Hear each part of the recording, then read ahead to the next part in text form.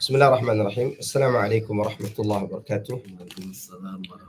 Alhamdulillahi rabbil alamin wa sallallahu wa sallama ala nabiyyina Muhammadin wa alihi wa sahbihi ajma'in, amma ba'd. Kembali kita berkumpul di pagi hari ini untuk memperbincangkan beberapa hal yang berkaitan dengan agama kita. Biasanya kita ngopi ya. Sekarang madu ya. Masya Allah. Taib. Tema kita pagi ini berkaitan dengan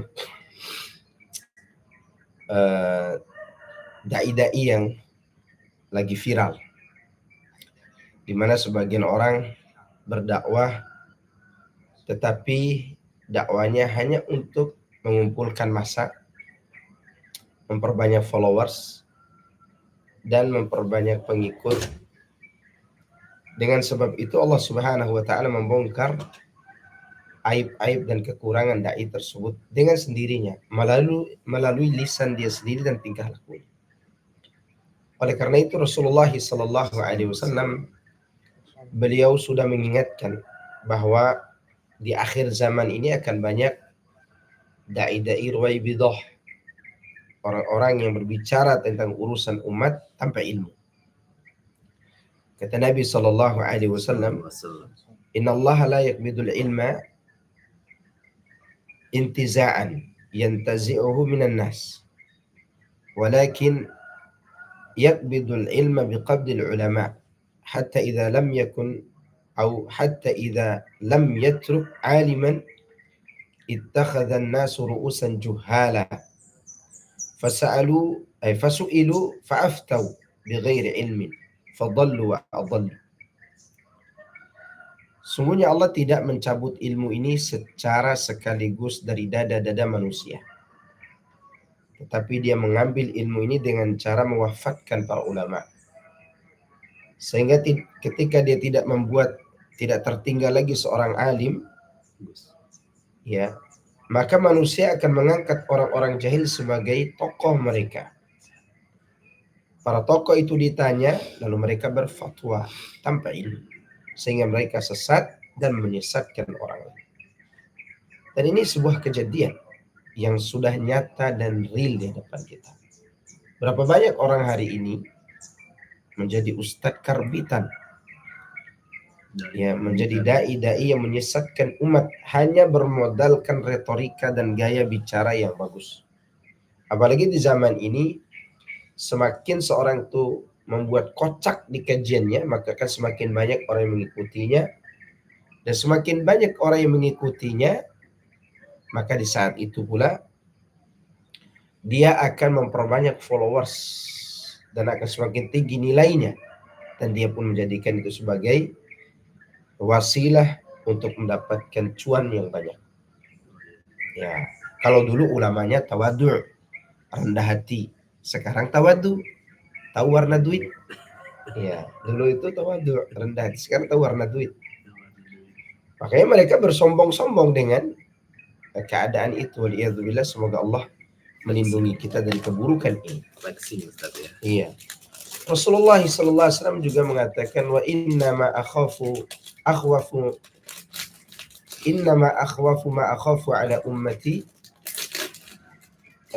al-a'immatul mudillin. Yang paling aku takutkan atas umatku adalah para dai-dai, para imam-imam yang menyesatkan. Itu yang paling aku takutkan, kata Nabi sallallahu alaihi wasallam. Lalu setelah itu Nabi mengatakan, wa idza waqa'a alaihimus saif lam yurfa' ila yaumil qiyamah. Kalau pedang sudah dijatuhkan, maka tidak akan diangkat pedang itu sampai hari kiamat. Siapa pelakunya? Pelakunya adalah ahli kesesatan tadi. Jadi yang membuat kita bertengkar, yang membuat kita berkelahi, membuat kita perang di antara kita sesama agama Islam ini adalah gara-gara tingkah laku para dai-dai yang menyesatkan. Karena setiap dai memiliki kepentingan masing-masing tentu. Oleh karenanya ada blok ini, blok itu, ada ormas ini, ormas itu. Mereka mendirikan semua ormas keagamaan ini sesuai dengan kepentingan. Kala-kala partai politik. Maka sekarang yang paling banyak bermusuhan adalah antar umat beragama, terutama umat Islam. Ya, itu disebabkan oleh para dai-dai yang menyesatkan itu. Rasulullah Sallallahu Alaihi Wasallam juga menyampaikan, ya, dan hadis ini dimasukkan oleh Al Imam Al Albani rahimahullah dalam kitabnya Targhib Tarhib. Beliau juga mengatakan yang paling yaitu Rasulullah SAW mengatakan yang paling aku takutkan atas umatku adalah dai-dai yang menyesatkan, ya, yaitu setiap munafik yang paling bagus bicara. Kullu munafiqin alimul lisan. Setiap munafik yang bagus berbicara. Ini ditakuti oleh Nabi Sallallahu Alaihi Wasallam. Maka bermuncullah orang-orang yang sekali lagi pandai berretorika tapi tidak punya ilmu. Ya, sehingga muncul dengan gayanya masing-masing. Dan karakter itu, karakter buruknya biasanya nampak dari lisan. Maka orang-orang munafik dulu itu kelihatan munafiknya berawal dari apa? Lisannya. Kalau orang sudah biasa bicara buruk, bicara kotor di depan orang banyak dan dia anggap itu sebagai lelucon, itu bertanda akidahnya rusak. Kan ketika perang apa itu? Perang Bani Mustaliq. Orang-orang munafik kan selesai perang mau pulang nih. Kata mereka, kalau kita pulang nanti kita akan usir orang-orang lemah dari kota Madinah. Maksud mereka adalah kaum muslimin muhajirin, bukan ansor ya. Mereka berbicara begini ingin mencari simpatisan dari ansor. Akhirnya dilaporkanlah itu kepada Nabi, dan orang yang melaporkan pun diboikot, dikucilkan oleh para sahabat lainnya gara-gara menebar hoaks padahal benar. Akhirnya turunlah ayat yang membela sahabat tadi dan menjatuhkan munafik. Ya, munafik itu begitu. Alimul lisan, kata Nabi. Pandai berbicara. Dan sekali lagi, lisanlah yang akan menerangkan keburukan kita sendiri. Seorang penyair mengatakan, wa lisanul mar'i miftahu qalbi. Lidah seseorang itu adalah kunci untuk hatinya.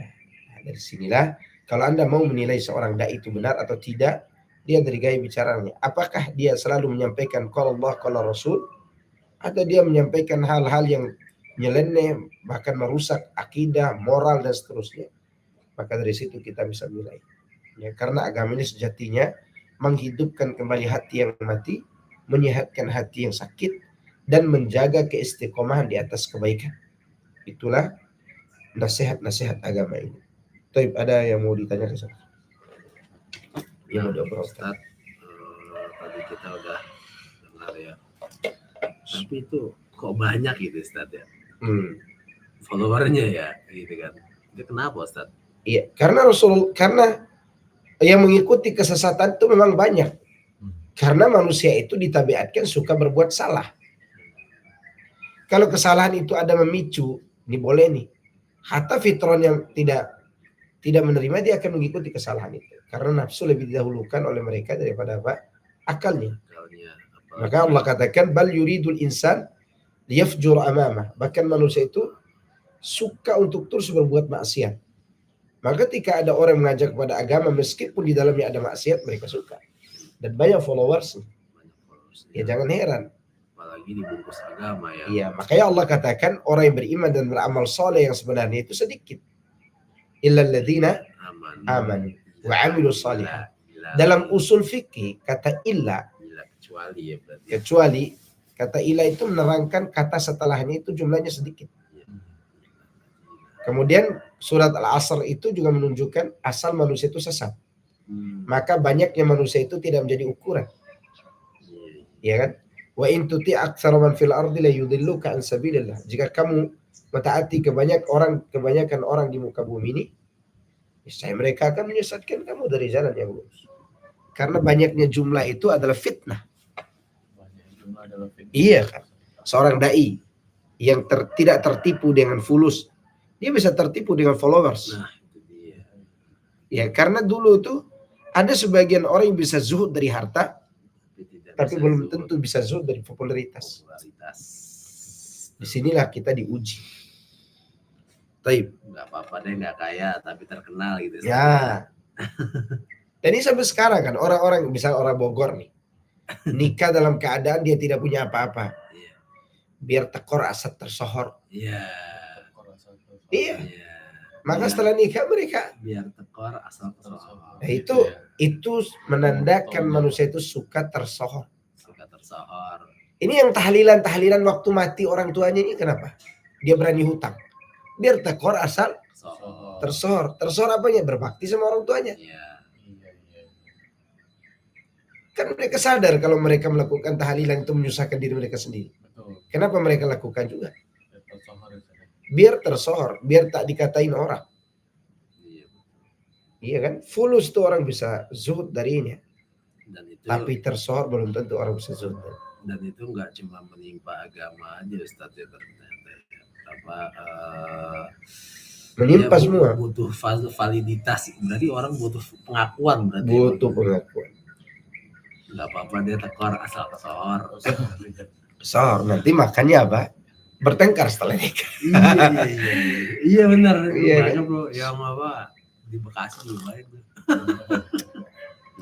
Sekali lagi para pemirsa ini, Anda minum pakai tangan kanannya, soalnya lagi mirroring ini.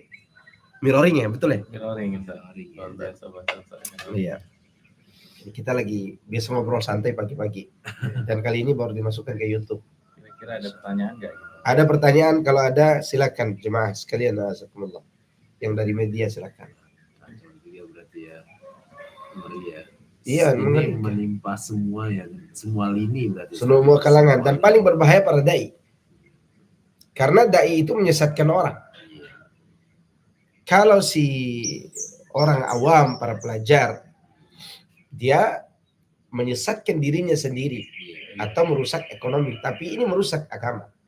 Maka sekarang ini pada dai-dai yang sesat, mantan-mantan preman, atau orang-orang yang biasa berpikir bisnis dan tidak mau kerja, biasanya itu mereka akan menempuh jalan ini.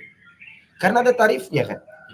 Apalagi dia pandai menyanyi, menghalalkan musik, mengikuti keinginan orang-orang banyak, dia akan banyak pengikutnya.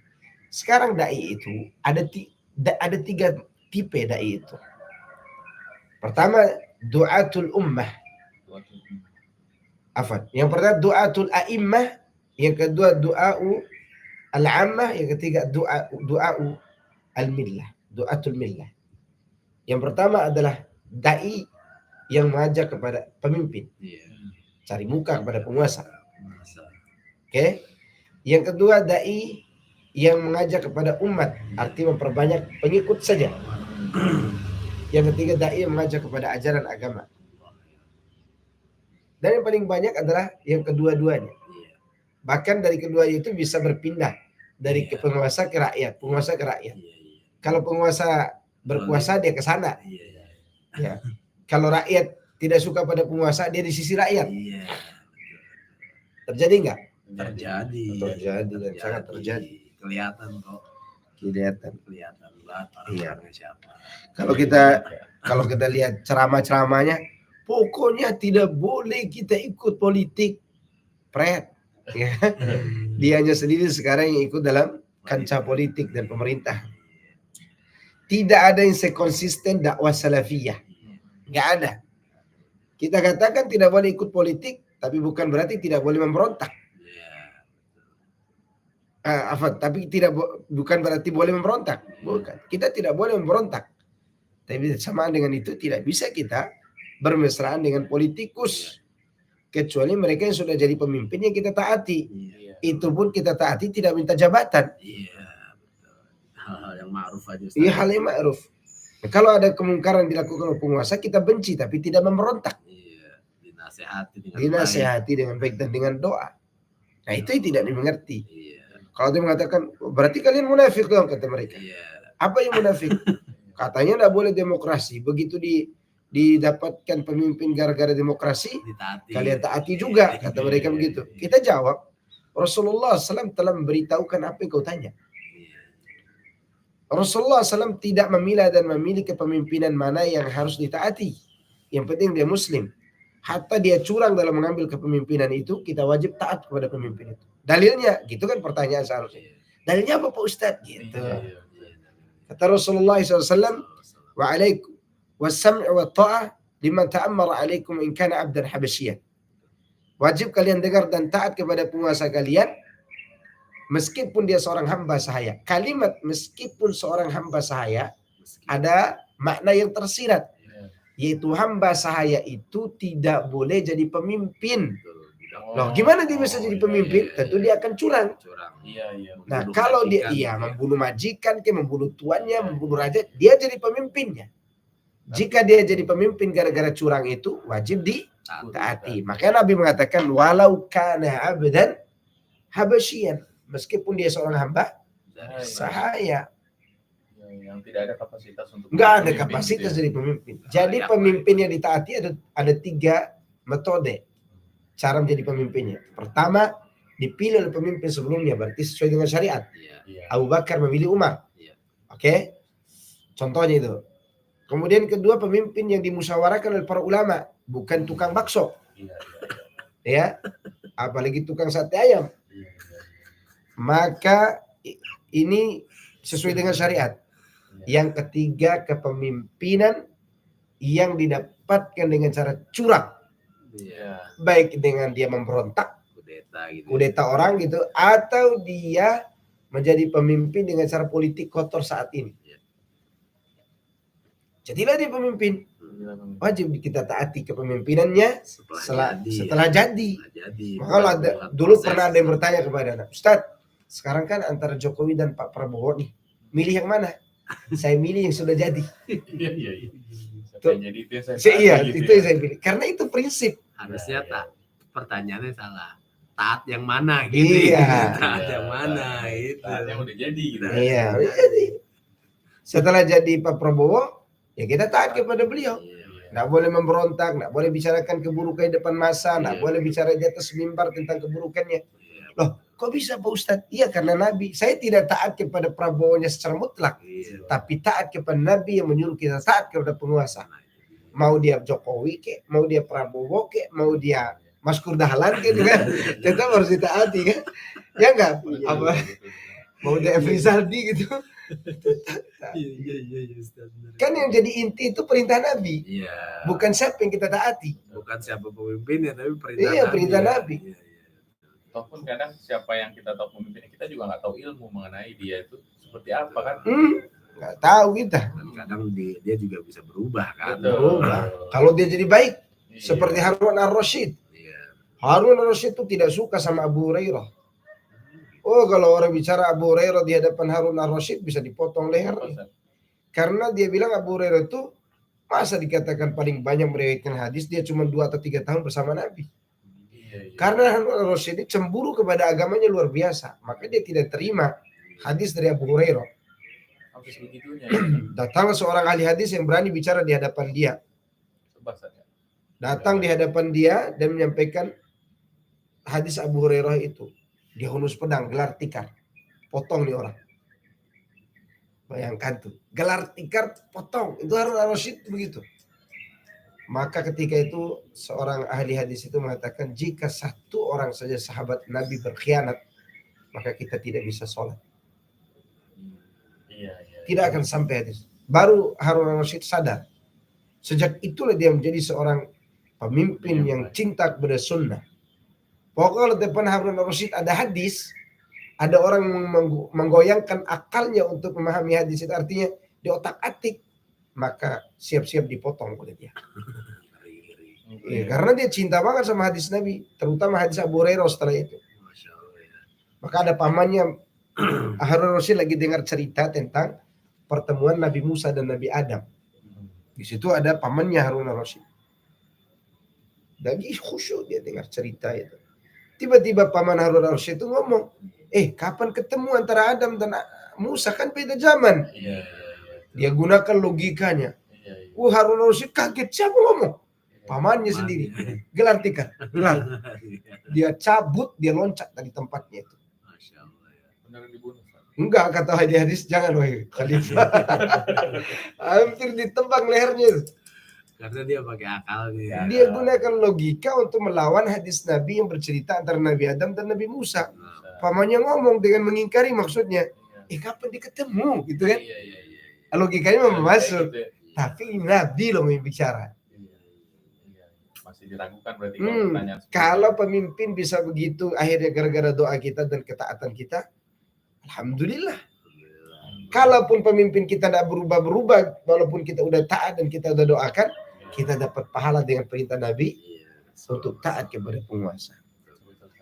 Bahkan itu salah satu skenario Allah agar kita bisa minum di telaga Nabi. Benar. Iya kan? Kalau enggak, kita nggak bisa. Nggak bisa. Ya, iya, benar. Untuk minum di telaga Nabi itu salah satu dari dua cara. Syaratnya begitu ya. Yang pertama, yaitu kita taat kepada penguasa atas perintah Nabi. Yang kedua, benci kepada kemaksiatannya. Tetap baru benci kepada kemaksiatannya. Kemaksiatan dari Jadi kita taat itu bukan berarti ridho dengan dosa. iya, semuanya kita proporsional lah. Ya. Maka dari itu semua sikap kita ini harus dengan ilmu. Kalau dengan semangat dan perasaan, ya nanti semua salah dong. Menggunakan perasaan terus akhirnya jadi bencong, ya kan? Iya. Menggunakan semangat terus akhirnya jadi teroris. Maka ilmu yang bimbing kita. Kalau tanya Ustadz, kok harus taati penguasa? Karena Nabi yang ngomong gitu. Itu kan udah lumayan, udah luar biasa dalilnya itu. Iya. Gitu. Tapi karena bawa perasaan jadi kayaknya enggak deh. Perasaan itulah masalahnya. Iya. Ya, kalau perasaan itu bisa dikendalikan, maka insya Allah akal pun akan mengikuti dalil. Jadi akal kita ini ditarik oleh wahyu atau ditarik oleh perasaan. Akal kita ada di tengah. Makanya penyesalan orang di neraka itu gara-gara mendahulukan akal daripada wahyu. Wa qalu law kunna nasma'u aw na'qilu ma kunna fi ashabis sa'ir, kata Allah. Dan mereka penduduk neraka mengatakan seandainya kami mau dengar. Dengar itu adalah salah satu sifat wahyu. Nama wahyu, nama lainnya adalah sam'iyun, yang didengar. Seandainya kami mau dengar, atau kami memikirkan dengan akal kami. Berarti dengar dulu baru akal. Ya, jangan. Kenapa akal dulu baru dengar oleh mereka ini? Karena perasaan yang didahulukan. Ini ada tiga nih. Ada wahyu, ada akal, ada perasaan. Orang disuruh taat kepada wahyu, masuk akal atau tidak. Iya. Sedangkan perasaan dia akan menyesuaikan dulu dengan dirinya, baru dia akan taat. Nah itu beda kita dengan sahabat Nabi. Sahabat Nabi itu kalau mau taat dulu baru cari tahu hikmah. Sami'na wa ta'nanya 100%. Iya, dia amalkan dulu, taat dulu. Apa hikmahnya nanti belakangan. Kalau kita enggak kan? Kenapa saya harus jilbab? Kenapa saya harus ini? Kenapa saya harus itu? Itu menunjukkan kita akan taat kalau sudah tahu hikmahnya. Beda nggak itu? Jauh. Jauh antara timur dan barat. Nggak ada sahabat Nabi itu katakan nanti ya, tapi masa iya gitu kan? Nggak ada itu. Nggak ada. Nggak ada itu. Maka nama mereka ditulis dengan tinta emas sepanjang masa. Radhiyallahu anhum ajma'in. Kemarin saya baru lihat ada YouTube Ustaz, dia YouTuber ini belajar psikologis. Dia psikologis ini kan kita tahu ilmu dari barat ya. Yunani lah. Yunani ya saya belajar. Ternyata di psikologi itu Ustaz, mereka mempelajari cara kerja otak manusia juga gitu kan. Ternyata didapati otak manusia itu memang suka terhadap sesuatu yang negatif. Amar bisu berarti. Iya, berarti ini kita nggak bicara dalil dulu ya. Ini bicara berdasarkan orang yang meneliti. Ya, meneliti nih Ustaz. Ternyata otak kita itu kenapa melihat sesuatu mungkin ya di Indonesia ini yang katanya bisa dibilang muslim semua, mungkin hampir mayoritas. Tapi kenapa masih banyak maksiat gitu ya? Kenapa masih banyak orang joget-joget misalnya pesta yang lain? Ternyata ketika ada banyak, walaupun banyak orang lewat di situ misalkan. Karena mungkin otaknya sendiri pun ketika melihat sesuatu yang negatif tuh otak tuh langsung menyukai itu dulu gitu. Iya. Tanpa kalau nggak ada agama gitu ya, ternyata seperti itu secara psikologis. Iya, dia udah diteliti kan. Cara otaknya manusia nih. Tapi sebelum diteliti apa kata Allah? Bal yuridul insan yafjur amama. Penelitian datang belakangan. Belakangan ini baru. Bal, bahkan kata Allah, itu penekanan. Yuridu, manusia itu suka ya. Keinginan, selalu berniat liyafjura, untuk berbuat dosa. Amamah Amama itu di depan kan artinya. Iya. Terus menerus ingin berbuat maksiat. Coba aja lihat antum di media sosial. Yang nonton kajian sunnah dan tauhid berapa? Gitu. Iya, coba ada joget-joget. Oh, konser Dari awal walaupun sampai akhir. konser semahal apapun itu. Jogetnya orang jelek. Yang penting goyang kan. Iya. Berarti kan kalau dilihat dari situ sebenarnya apa ya, Ustaz ya? Apa ya? Banyak banget ibaratnya dari ayat-ayat yang sepenggal-sepenggal seperti itu aja tuh hikmahnya luar biasa banget. Luar dengan biasa. Sekarang gitu kan. Makanya orang lebih suka selingkuh daripada dengan istrinya sendiri. Iya. Walaupun yang selingkuhannya tuh Jelek. gitu ya. Jelek. Anak pernah nanganin seorang selebgram itu Iya. saya yang terakhir kan selebgramnya cakep, terus selingkuh sama pembantu yang benar. Iya. Anak pernah tangani langsung. Nggak masuk akal ya. Iya. Seorang yang istrinya itu melahirkan anak kembar. Anak kembarnya ganteng-ganteng laki-laki semua. Iya. Dan istrinya konglomerat kaya. Yang beli rumah istrinya, yang beli mobil istrinya. Itu pada tahun berapa itu? 2017 ke bawah itu dia sudah beli mobil ras. Ras yang keluaran lama. Depan rumahnya. Itu selingkuhan suaminya jelek kali. Hitam dekil dibandingkan dengan istrinya. Suami selingkuh. Padahal setiap hari 5 waktu sholat di masjid suami. 5 waktu sholat di masjid. Kata istri, alhamdulillah Ustaz, saya menahan dia selingkuh di hotel. Dan kata mereka sebelum sampai ke kemaluan. Tapi kan kalau Allah tidak berikan nikmat melalui saya, dia tidak akan berhenti dari berzina. Dan mereka baru check in hotel. Dan saya kebetulan lagi ada di situ, kata istrinya. Ada di situ, Allah takdirkan. Terus istrinya kan marah-marah waktu itu. Akhirnya bilang gimana supaya istrinya tetap cinta sama suaminya. Akhirnya anak gebrak-gebrak meja, ente memalukan aneh, ente ngaji sama aneh, ente. Ustaz jangan mari suami saya, masih ada cinta. Ada cinta istrinya ini. Masalahnya supaya mereka baik. Alhamdulillah sekarang sudah baik. Ngaku juga si suami. Ya Ustaz, jelek selingkuhan saya katanya. Bayangkan. Cuma karena otak kita tuh pengen yang maksiat. negatif ya, maksiat tadi itu sebenarnya ya. Makanya Rasulullah SAW menyikapi istrinya dengan cara dimesrahin. Dibuat romantis, melebihi romantisnya ahli maksiat. Nabi kadang duduk berdua sama istrinya kegelapan. Nabi pegangan tangan. Nabi seakan-akan orang yang lagi pacaran. Makanya Rasulullah pernah duduk sama Sofia kan di bawah. Ada sahabat lewat jalan cepat gitu kan. Karena Rasulullah lagi duduk sama istrinya, bukan orang lain. Iya. Ngapain jadi? Iya. Makanya pergi makan sama istri keluar berdua. Tanpa bawa anak, seakan-akan orang yang lagi baru pacaran. Seru-seru. Iya, dia itu untuk mengalahkan naluri tabiat buruk kita. Karena jiwa manusia itu ada 3. Disebutkan dalam surat Yusuf ayat 53 kalau salah tazkir ayat 50. Innan nafsa la'ammaratun bisu'. Di sini Allah katakan dengan penekanan, sesungguhnya nafsu la'ammaratun, benar-benar mengajak kepada keburukan. Berarti emang benar-benar sungguh ya. Sungguh Ditekankan kembali. Kedua, jiwa itu menyesal. Wala uqsimu bin nafsil lawwamah. Dan aku bersumpah dengan jiwa yang menyesal. Jiwanya kedua. Biasanya orang baik kalau berbuat maksiat setelah itu menyesal. Itu jiwa. Yang ketiga, jiwa itu tenang. Ya ayyatuhan nafsul mutmainnah. Yang ditekan yang mana? Yang pertama. Benar-benar. Iya. Benar-benar.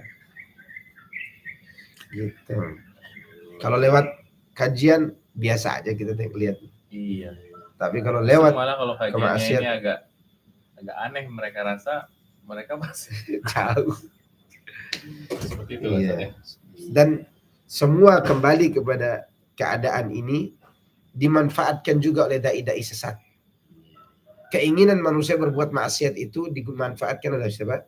Dai sesat. Karena mereka tahu kesukaan manusia, mereka akan membuat kajian di mana manusia suka. Adanya musik, adanya campur baur wanita, laki-laki, adanya joget-joget, adanya bicara-bicara kotor. Karena tuh melihat di kajiannya Gus yang lagi viral ini. Setiap yang dia kaji pasti ada bicara kotor di situ. Orang anggap biasa Ada musik di situ. karena ada frekuensi yang sama. Dan audiensnya selama ini ya biasa aja. Iya, memang orang-orang kotor hatinya. Iya. Orang kotor hatinya yang dibaluri dengan ingin taubat. Iya. Iya. Ternyata seperti ini. Iya, kemudian dilumuri lagi dengan dosa syirik, dosa bid'ah, dosa ini, dosa itu, sehingga tidak terlihat dosa sebelumnya. Iya. Misal sebelum dia judi, sekarang ditutupi oleh dosa joget-joget waktu kajian. Iya. Hilanglah kemaksiatan judinya, tapi dosa ini telah melumuri hatinya, sehingga dia merasa sudah taubat. Iya. Itu kondisinya. Oke, ada lagi? Kelas ya. Iya. Oh iya, tadi berarti itu mungkin ada yang bertanya di media sosial. Berarti gini Ustaz ya, mungkin karena dia dibungkus agama, jadi dia banyak pengikutnya. Kalau misalkan dia maksiat beneran, mungkin ditinggalin orang kali Ustaz ya. Belum tentu juga. Orang maksiat beneran juga itu bisa saja diikuti juga. Tapi yang membungkus maksiat dengan agama lebih banyak pengikutnya. Lebih banyak pengikutnya daripada yang biasa gitu. Di YouTube coba saya. Belum ada yang nanya baru ini. Asisten RC cadangan gitu. Iya. Siapa yang nonton? Ada berapa orang? Cukup ya. Subhanakallahumma wa bihamdika, asyhadu an la ilaha illa anta, astaghfiruka wa atubu ilaik. Assalamualaikum warahmatullahi wabarakatuh. Waalaikumsalam. Asisten RC.